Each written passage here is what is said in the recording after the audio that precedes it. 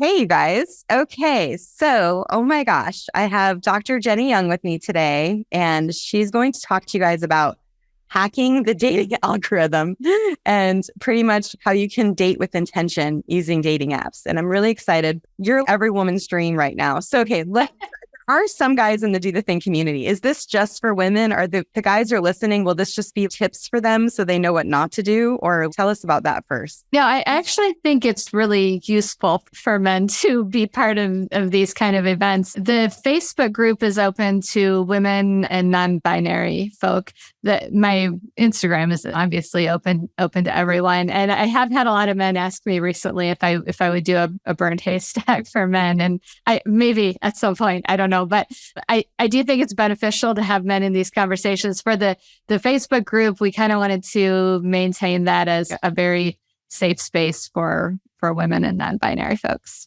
Yeah, that makes sense. Okay, let's start off. So tell everyone what you're doing right now. And then I'd love to hear how this even came to be. Okay, so I guess it makes sense to talk about my background first. So I'm a professor of English at University of Wisconsin, Green Bay. And my academic background this is going to get really nerdy for a little bit, and then it'll get cool again. My academic background is in a methodology called critical discourse analysis, which is basically a very formalized methodology of reading between the lines, for lack of a better way to say that. I've also taught some forensic linguistics, which focuses on using grammatical, it does lots of things, but the method I was teaching to law enforcement and criminal justice students uses grammatical cueing to determine if people are lying or telling the truth. So that's another really powerful tactic to have if you are on a dating app. So this is kind of what I've been doing academically. So when I ended up personally on the dating apps, I hadn't, like a lot of people, I'd never tried it before. I was 50 years old and I didn't put that much thought into it. So I didn't realize what an absolute disaster it is until I spent a little bit of time on the dating apps. And then I did what everybody does, which is you kind of deal with it for a while until it's so demoralizing that you just quit and you decide it's not worth it. I will die alone rather than tolerate this for one more day. And then 3 months goes by and you try it again. And this is this vicious circle. So I thought, what tricks do I have? And I have exactly one trick, and that is critical discourse analysis. It is that I'm good with words. So I thought that's the one thing I've got. I might as well use it and see if I can kind of apply it and create some kind of a method to make this better. And at that point, and I started toying with this about 2.5 years ago, at that point, my only goal was to help myself. I was trying to save time. I was trying to be more efficient. And I just started playing with some tricks. So I wrote a profile in which, I wrote a profile that was a top 10 list of the things I did not want. And I do a lot of humor writing, so I kind of incorporated that too. And it worked really well. It changed everything overnight in terms of the quality of matches that I was getting. And so I wrote an article about that titled, "If you want to meet decent men online, write a bitchy profile," or something like that. But if you search bitchy profile, it'll come up. And the response to that article indicated to me that there was a need for this, that women especially were fed up, ready to try anything to make the experience better. And a lot of times women get advice like, well, just get off the dating apps. Well, like it or not, the dating apps are where people are meeting right now. I don't like the dating apps either. They're a shit show. I hate them. Everybody hates them. So my goal was to see if we could make them work better for us. So then I started getting a little more serious about it. And one of the things I use a lot in my academic work is metaphor analysis, or using metaphors and analogies to sort of create alternate ways of dealing with things or perceiving of things. So I started with the metaphor of trying to find a needle in a haystack, because that's what everybody's trying to do, right, on the dating apps. So I Googled, how do you find a needle in a haystack in real life? And the answer, which I'm embarrassed to admit I never thought of before, is that you just set the haystack on fire. Because if you burn the haystack to the ground, you're going to be left with the needles because metal doesn't burn.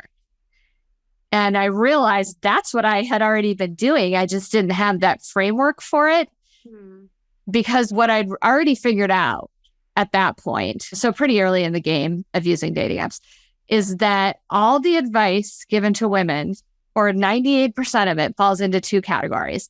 And the first category is to be as wisely appealing as you can to as many men as possible. So the thought is that this is a numbers game. The more people you appeal to, the more people you're talking to, the more dates you go out on, that increases your likelihood of finding a partner. And then the other piece of advice that I kept running into over and over again is that you should give everybody the benefit of the doubt, because people don't always present well in writing, or they're socially awkward, but really awesome human beings, or whatever it is.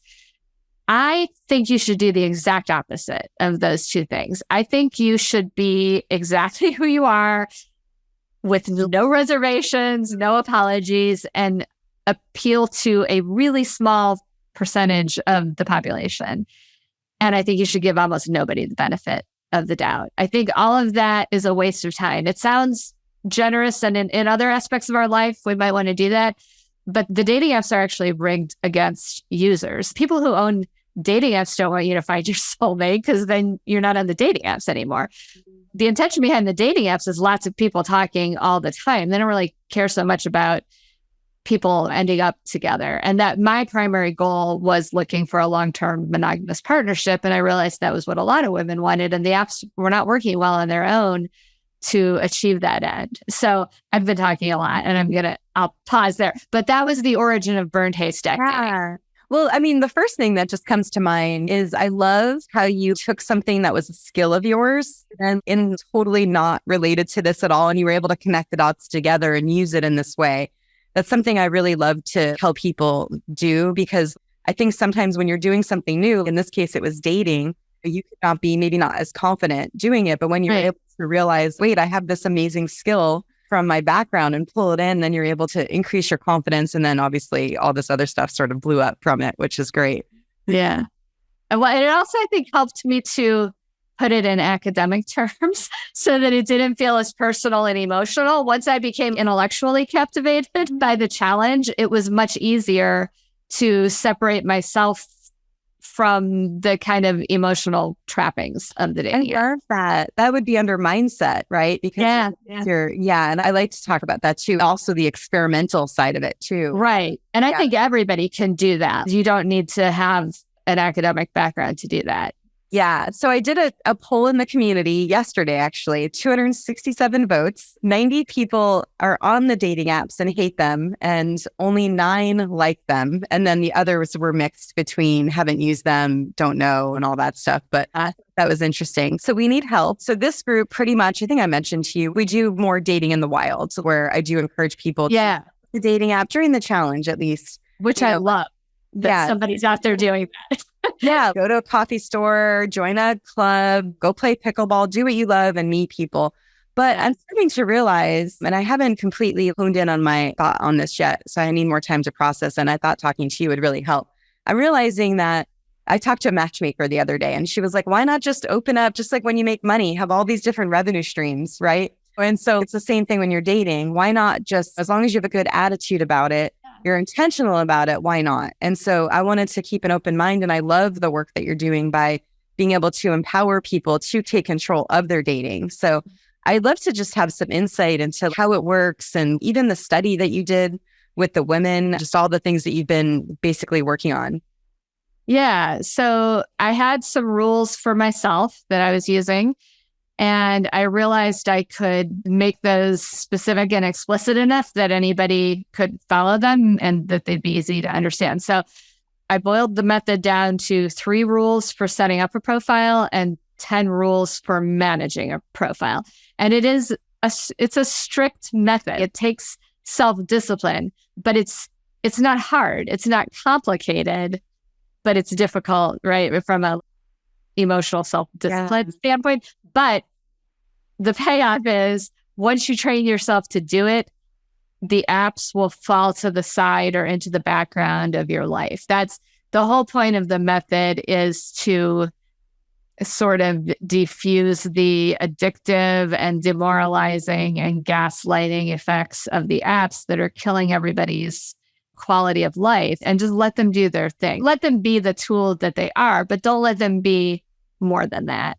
So I wrote the rules. I created a bunch of graphics to kind of communicate them. I wrote another article that ended up in the British Independent, and then one that was in Huffington Post more recently. And the readership from those articles, as well as I published this bunch of stuff on my own too, drove traffic to the Facebook group, which is now at about, I think, 11.6 thousand, which is a lot to manage for a Facebook group because everybody's communicating in there. It's different than a professional page, right? Which might have been easier, but I like the interaction too, because it's now become this really grassroots, crowdsourced community that supports each other. And it's gone so far beyond the dating apps in ways I never would have predicted, but in ways that are actually way more rewarding and more sustainable, I think. So it's still growing. You can search Burned Haystack Dating Method on Facebook. And then I just recently started putting up content on Instagram as well. That's a different, I think you have all my socials. So yeah, I'll share it for sure. We don't have the cool little QR code I had up on the other. Yeah. So if someone's just, for the people that I guess that are on them and then the people that aren't, what do you suggest then? What's kind of their first step? Okay, so the rules for setting up a profile, according to Burned Haystack Method, are not that radical. I'm pulling up a document so I can look at my little cheat sheet here. I tell people to write a specific and concrete profile. So get all the cliches out of your profile. Women hate to read them in men's profiles and vice versa. You want to be talking about a real person. I also say no goofy profile pictures and no misrepresentation. Don't put Snapchat filters on yourself. Don't make duck faces. As part of my research, I've interviewed a lot of men, so I also know what gets women blocked on dating apps or ignored or swipe left on or whatever.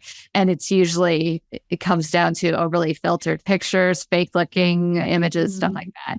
And my last tip for setting up a profile is don't tell people what to do or how to be. Tell them who you are.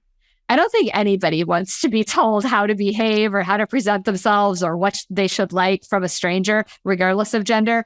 So I advise people not to do that in the profile. So those are the profile setting up rules. And I can pause there or we can go into the management rules. Yeah, that's great. Let me check in with you guys. Do you have any other questions for Jennie on that?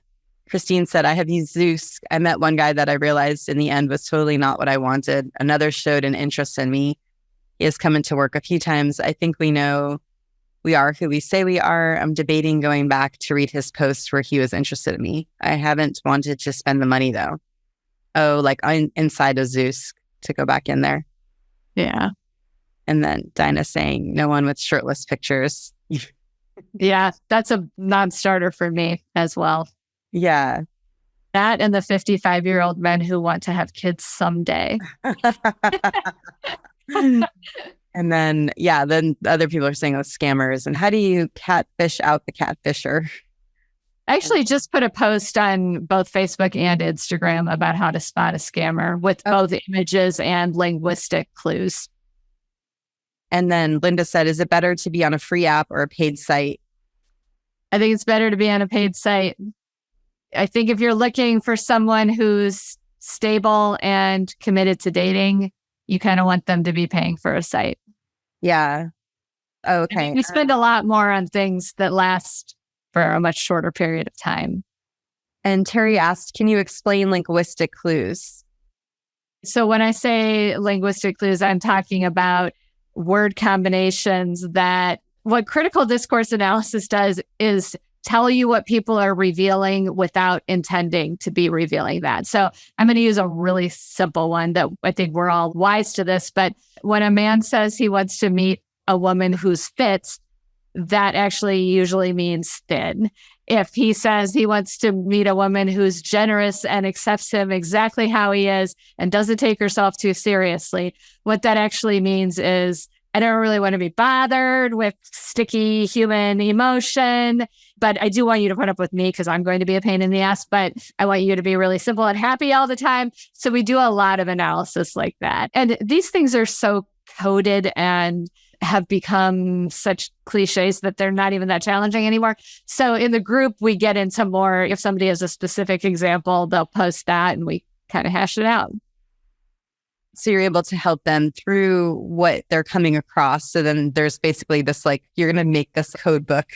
Yeah, exactly. I actually have an article that's like a dating decoder, and all these are on Facebook and Instagram. But yeah, I'm like, here's the text, here's what it means. Here's the text, here's what it means. Right. That's so great. Okay, yeah. You guys, if you're on the dating apps, I would definitely suggest you check that out for sure. So yeah, there's a great book also called Tinder Translator, who might be familiar with. She's a presence, but she also wrote a book that does a lot of the same kind of thing. Okay. I'd love to hear just about now the next step we were going into. So we did the profile. All right. So we will do the 10 rules of app management. Okay. And these are more important. It's more important how you manage your app than how you set up your profile, because a lot of people don't read profiles anyway. So, all right, rule number 1 is the app is a tool. It's not a game or a place to live. So if you carry it around all day and check it constantly, it's no longer functioning as a tool. It's become something else that's playing too big of a role in your life. I don't even put dating apps on my phone. I only use them on my computer because I like to treat it like a work function, like how I might process email a couple times a day. So I suggest people look at their dating app for very few minutes, once, maybe twice a day. I use the analogy of a toothbrush. You use your toothbrush in the morning, you use it in the evening. You don't spend all day carrying it around and tapping away at it and seeing if it's doing anything new. That would be a bizarre thing to do. And I don't think it's healthy for a dating app either. Okay, so let's roll number 1. I like that because it takes away that addictive quality. I do that with Facebook, where I don't have Facebook on my phone because otherwise I go to it too much. I think it's the same kind of idea. So you're kind of intentionally using it at the times that you want. Yep. That's great. Okay, rule number 2 is focus on messaging over scrolling and swiping, because a lot of people, men for sure, I'm assuming women probably do this too, will go through and just almost everyone to kind of increase the odds and also send some kind of copied and pasted message. Like, your profile is really fascinating and caught my attention. I'd like to talk. Okay, that's not really about your profile. That was copied and pasted into probably 100 women's dating apps. So it's not, it doesn't even reference anything in the profile. So why would you believe that? So I only engage with messages that reference the text of my profile, that are nicely written and respectful. That's really the only thing that I'll pay attention to on a dating app. I have in my social media a pyramid that's the hierarchy of dating app conversations. And it starts with, if you receive this, then engage and move it to this level. It's like a choose your own adventure. If this happens, do this. If this happens, you're done. Block. That one's over. Go back to 0. Start with a new one. And I've kind of just graphed the most common dating app interactions. And this is something that I've been studying for a while. The rhetorical moves that people make, what they need, what you can expect next. It's almost depressingly simple most of the time. Because you're catching like the serial daters, the people that have been on apps for years and years and years. And it's the scripts that's monotonous and that's been programmed, and which is part of the issue, right? Because they're right, or the scammers who have their own script that's highly recognizable, and the pen pals. Yeah, I mean, you can almost categorize it. It's the messages that depart from those scripts in good ways. I mean, you can depart in a bad way too, but it's the messages that depart from those scripts in good ways that are really worth spending your time on. So that's the real data is in messages. I wouldn't get too worked up about likes or anything like that. Rule number 3, no notifications. So if you must have it on your phone, at least disable notifications. That just feeds that dopamine hit addiction phenomenon that's not healthy. And I also think there's kind of a rhetorical effect that if you feel like you have to respond to every little bit of attention someone throws you immediately, that kind of smacks of desperation. Communicating something that creates an unhealthy vulnerability, I think, if you do that. Anybody who's worth your time and engagement can wait 6 hours to hear from you. And if they can't, then that wasn't going to work anyway. Something else was, I mean, we're talking about grown adults, right? You have to be able to delay gratification for half a day with a stranger whom you've never met before. And if you can't, then there's probably some boundary issues or mental health issues or something. So no notifications. The next rule is one of the most powerful. It's rule number 4. It's probably the most famous burned haystack rule, block to burn. And what I mean by that is that if someone's not a yes, then you block them. And I don't mean you swipe left or you choose the X, because if you do either of those things, the app is going to recycle them to you. Every single one that I've tested. And I've tested a lot of them. So not only is that a huge waste of your time, because you've already decided you're not interested in that person, it also prevents the algorithm from sending you someone who might be a way better fit. Because the apps are programmed so they have to send you someone. Don't leave it up to them to decide. Once you've decided no, that's a no. And there are ways to block on every single app that do not hurt the other person. I used to think that blocking was for bad behavior or people who seem dangerous or scammers or whatever. And it definitely is for those things. But you can also block and just choose the option of not for me, in which case it doesn't hurt anybody, but it gets them out of your haystack. And that's what you want. Number 5 is no fighting on the apps. And this, especially for somebody who likes to debate like me, this is challenging because people say horrible things and they do deserve to be put in their place, but you just can't do it. Once you're at the point where you're helping a stranger learn how to act right, you're wasting so much time. I believe there's an energy exchange in, everything, but definitely in dating. So if I spend 30 seconds of my time arguing with someone on Bumble, that's 30 seconds I could have either met someone else or be doing literally anything else. It might be more rewarding. So don't feed energy, not one bit of energy to somebody you don't want. That's a great rule for life, just so we're all It is, right. Yeah, that's true. That is true. It's usually time wasted. Rule number 6 is don't be a pen pal. There's a lot of people in dating apps who just want people to text with. And again, if that's what you want, that's fine. Burned Haystack is very specific in its goal, which is long-term monogamous partnership. And if that's what you're looking for, don't waste time being a pen pal. Once a conversation starts, it should flow naturally. It should increase in kind of the back and forth, in organic development, and it should move toward something, whether it's a phone call or a Zoom or meeting in real life. There should be progress. If there's not progress, I think you should block. I personally don't give that too much time. I think that's a personal call, how long you're willing to chat with someone. Yeah. But, I like in terms of, because that's one of the reasons why I don't like dating apps generally. The first challenge we did dating apps still. And just people weren't able to go outside and meet people because it's so much easier, right, to meet someone on a dating app. But and so part of it was that you're burning that energy. And so that's where I like the way that you're teaching it, because you're teaching it in a way that you're not burning energy. You're able to manage it where you're emotionally healthy, emotionally safe, and just with using a few different strategies. Yeah. And the messaging, I have a series on Instagram where I do these translate it to real life scenarios. Oh, no way. Because a lot of dating app conversations are strange. And what can happen is we all get there's this mass gaslighting effect where you start thinking, am I the problem? Is this just how people communicate? So I do these translated to real life scenarios. Like I have one where I say, imagine you're on the first day of a new job, you work in an accounting firm and you're in your cubicle, and the guy next to you that you've never seen before pops his head over the cubicle wall and is like, hey, you're gorgeous. Could you send me some nude pictures?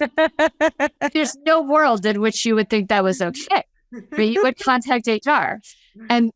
But I hear from women a lot and they're like, I don't really feel comfortable with this, but this is what people seem to expect? Is this what I'm supposed to do? And I'm like, no, absolutely not. And so I do that with a whole bunch of things. We use job interviews and grocery shopping, Hilarious. things that sort of highlight behavior and help you just in your own mind have the confidence to trust your instincts. Because it's really hard if you're encountering these really strange scenarios over there. Okay, so that's number 6. Number 7, this is not possible on every single app, but if it is possible, I think you should set your geography. So I want to meet people within 60 miles or whatever, but I don't think you should share location. Because if you share your location, you're going to get the golf outing dudes who are just breezing through town. And their goal is probably not a long-term monogamous partnership with the person they meet based on pure proximity. Mm-hmm. So I don't know. I suppose it's possible someone could encounter their soulmate that way. But I think it's better to limit your choices to people that you could feasibly date in real life. Yeah. You're trying to conserve we go back to energy, like time. You're trying to conserve the time so then you're not spending all your time sucked into an app. The time that you're on there, it's productive, basically. Exactly. Yeah. It just makes more sense. Yeah. Okay. The next rule is a little bit complicated. No ludic looping. So this might be a new term, LUDIC. The ludic loop is a video gaming pattern that is intentionally built into dating apps. And the way it operates is that it engages you in a narrative that offers intermittent rewards, a little bit of attention maybe, but no true narrative arc, no character development, no plot development. It's the infinite scroll. And it's based on the wiring of your brain, so neurology.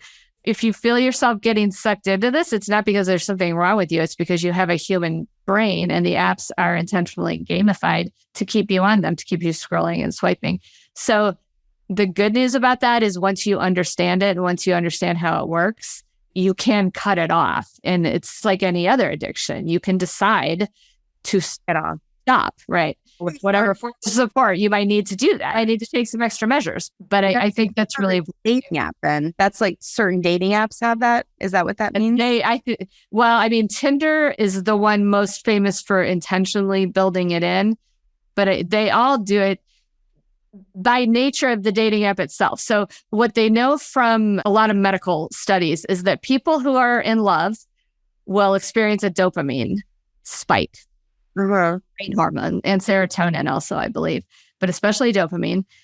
What they know is that just the anticipation of feeling a connection also creates a spike. So if you're scrolling through people, every time you see someone that catches your attention, you're getting that little spike. And over time, it's just ramping up and up and up, and it becomes more and more addictive, and it becomes this never-ending cycle. So you want to, first of all, understand how that works. And I've got a lot of resources on my blog, which you can get from the Facebook group, that explain how that works. Because once you do understand it, it's a lot easier to break it. So that's ludic loop. Okay, we only have 2 more. We're almost there. Number 9 is no. Now, this one's very gendered and kind of binary. So I apologize for that, but there's a reason. No men who can't plan the date. And I get a lot of pushback on this because, first of all, I'm a feminist academic, right? And that's my ideology. So people say, are you serious, Professor Feminist? You're telling us that in 2023, we have to let the men plan the date? I'm not telling you anything. You have to, you go ahead and plan the date, but here's the reality. We are not in an equitable labor market in 2023 in terms of especially domestic and emotional labor or compensation for that labor. If what you're looking for is a collaborative partnership, you can gain a lot of information that can save you time or propel you forward by just seeing if the guy is willing and able to plan a date. Because one of the biggest problems on dating apps for women is that men will send a message and be like, hey, do you want to get together? And she says, yes, sure. And then that's the end of it. You never hear anything else about it again. So it doesn't mean that you can't plan the date together, but I see over and over again, women automatically stepping into that role and handling all of the the clerical labor and the emotional labor and I think in the interest of time, I would rather sit that out and see what happens. Yeah. So how do you word that? Well, I don't ask any. This is also anti-feminist. I never ask men out. If they don't want to ask me out, then we're not going to go out. So if someone does ask me out, then I say yes. And then I just wait. Okay. And if he comes up with a plan, got it. Go on the date. If not, then I'm waiting for him to do it. Yeah. Yeah, then I block. Now, this is only a rule for the first date. Yeah. Again, this is a game at this point. It's a method, right? You're not in a relationship right now. You're trying to get data. And this gives you really important data, but you got to be smart about it and you have to be patient. Yeah. I mean, I really like the idea of the data perspective also, because like you said, it does get this other part of your brain to work. So it's not as emotionally exhausting. It's more just strategizing in a way of just being able to lead through people quicker. For sure. Yeah, absolutely. Yeah. It's very much aimed at efficiency and at sort of maintaining healthy boundaries. The last rule number 10, is treat the process like a job search, not a takeout order. So that the apps are wired to deliver immediate results. If you want, you can make them do that. I don't think that's a good way to think about it. I mean, you could push that metaphor, right? If I order Taco Bell from Uber Eats, it'll show up right away, but I'm probably not going to feel that great 20 minutes later when it's over.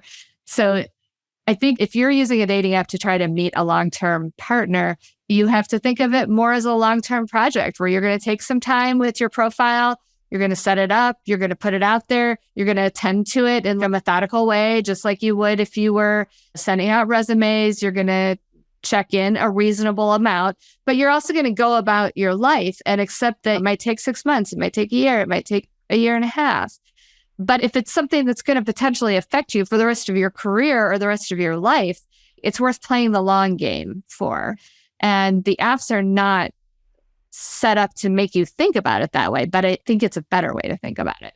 Yeah, it's really good when you have a strategy to be able to manage it better too. Yeah. Let's hear more about how it all actually has gotten so succinct, because this is through you trying it, right? You in this background, and then you took the study, you had the people testing it, and now you have an active community that's like crowdsourcing this whole thing. How did that all kind of happen?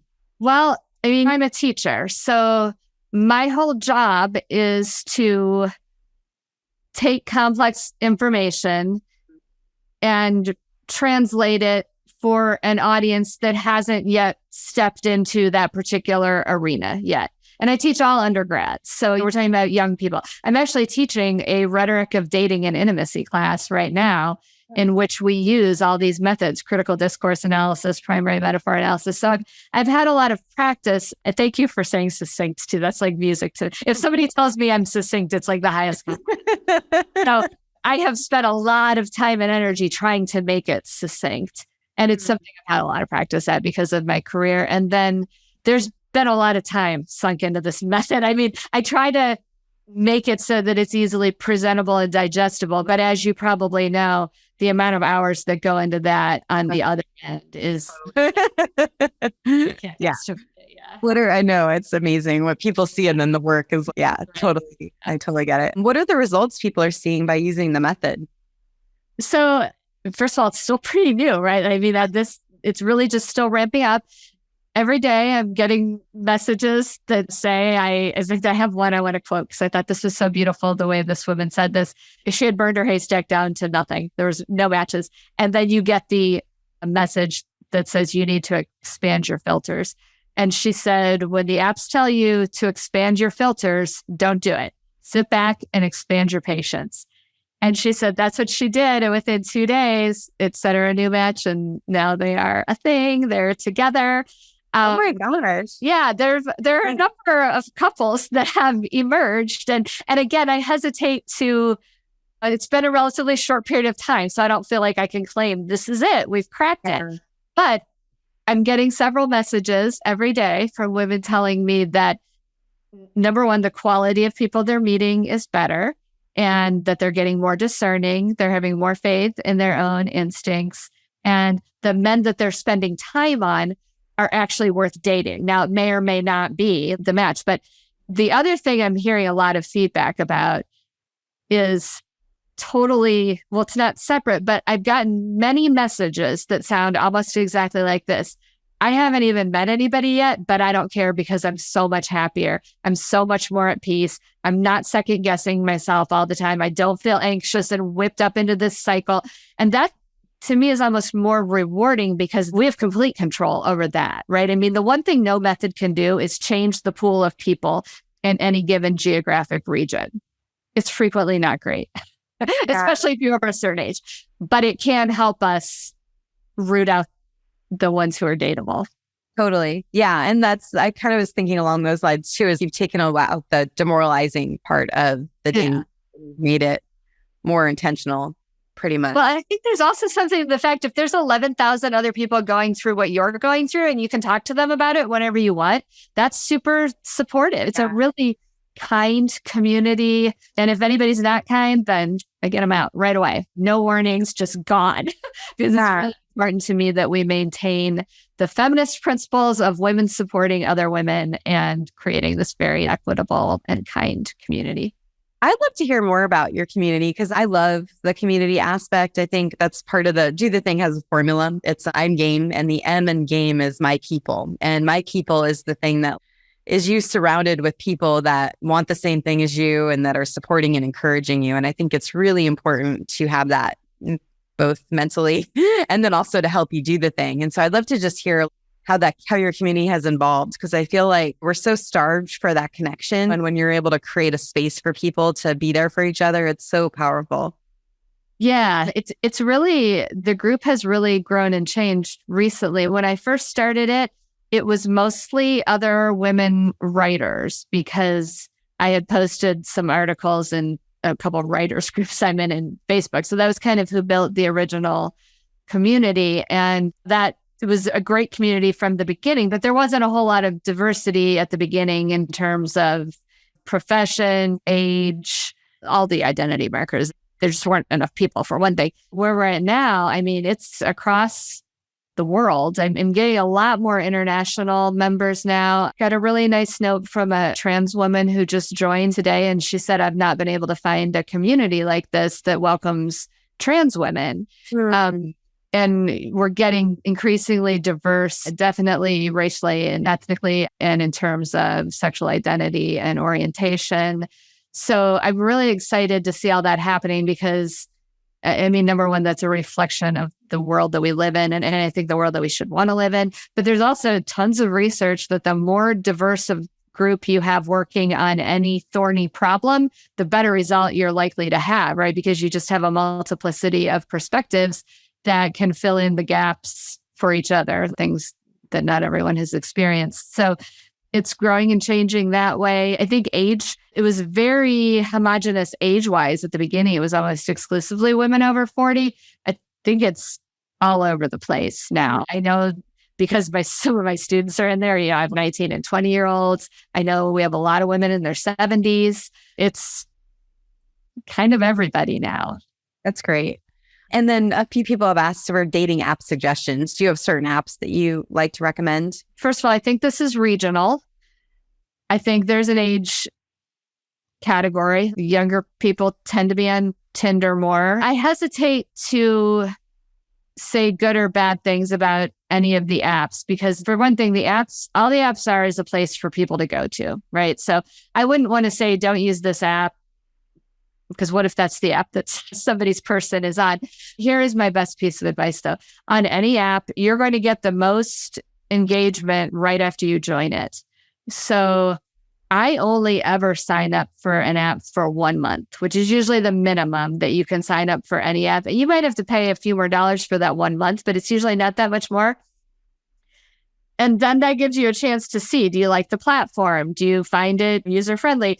Are there a lot of people in your criteria group within your region? Because I live in northern Wisconsin. It's not a population-dense area. I have to be really picky about the apps I use, or there will literally be nobody. If you live in more of an urban center, then that might not be the case. But I think you should kind of test out the apps a month at a time. I don't really advocate signing up for 5 apps at once. I think that's too much to manage, unless maybe you don't have a job or something. But if you have a job and a life, 1 app at a time for a month is kind of a good way to figure out what's going to work. Mm-hmm. Yeah.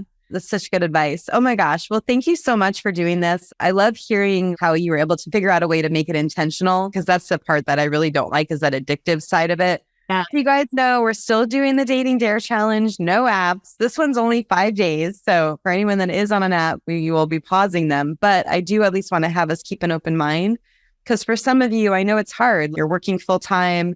You don't have the time to look and all that stuff. And that's where maybe at least just exploring the idea of a dating app and using this method could really help. So then it's at least more intentional and not so mindless, right? Yeah, right. It goes into this mindless zone. Well, I'd love to hear, I think you have really good advice about this, because coming from where you were to everything that you've been doing now, I'm sure a lot of things are changing for you. What would be your number one piece of advice for people on doing the thing? On doing the thing in terms of with this? Anything. With anything. Oh, with anything. Yeah. You followed your instinct and you went with it and you're like, I'm following this path.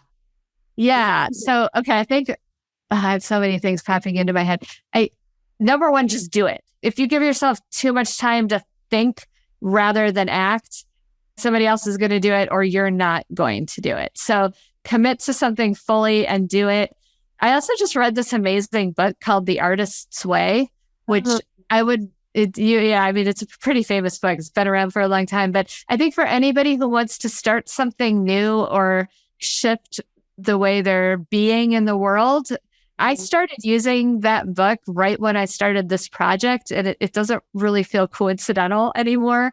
It's a creativity program, but you don't have to be an artist to use it. You can be a creative business person. You could be a creative nurse or teacher or anything like that. And that's one example. But I think doing something really intentional and purposeful to frame the thing, whatever the thing is going to be. Like for me, the thing was Burned Haystack.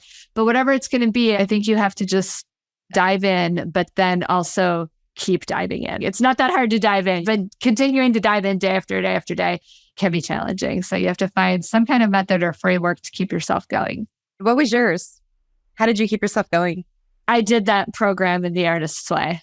But when it got hard, yeah, that's what you did. Okay. I did. Yeah. It's a 12-week program that you could do forever. But one of the things she says is to recognize that you will go through creative deserts. And that's also part of the process of evolution and of creativity, no matter what it is. So before I've been writing about this for 2.5 years, and there'd be times when I'd send an article to 25 editors and nobody even wrote me back. And I would just tell myself, it's okay. You're just in the desert right now. You have to keep walking through the desert. And at the end of one of those deserts, the HuffPost picked up a piece and the group exploded. Wow. So, you only need that one thing, whatever it is, right? I mean, on a dating app, you only need to meet that one person. You don't need to meet 50 people. You need to meet one. Or if you go play pickleball, right, you need to meet that one person. So you want to increase your odds of letting that one thing happen. But in order to do that, you have to kind of just push through the boredom and the days when nothing is happening. Yeah. Okay. Share again where they can be a part of your community if they'd like to join, and then also Instagram as well. Okay. So if you go to Facebook and search Burned Haystack Dating Method, it'll come up. So that's open to women and non-binary folks. And on Instagram, I'm at Word Case Scenario. So worst case scenario, except word, WRD. And there's underscore. So word underscore case underscore scenario. Thanks so much for coming on, Jennie. This was really good. Oh, thank you so much for having me. I really appreciate it. And I love the work that you're doing. I think that's actually a better world we could all get off the dating apps. And for you guys, do the thing. Don't wait for opportunity. Create it.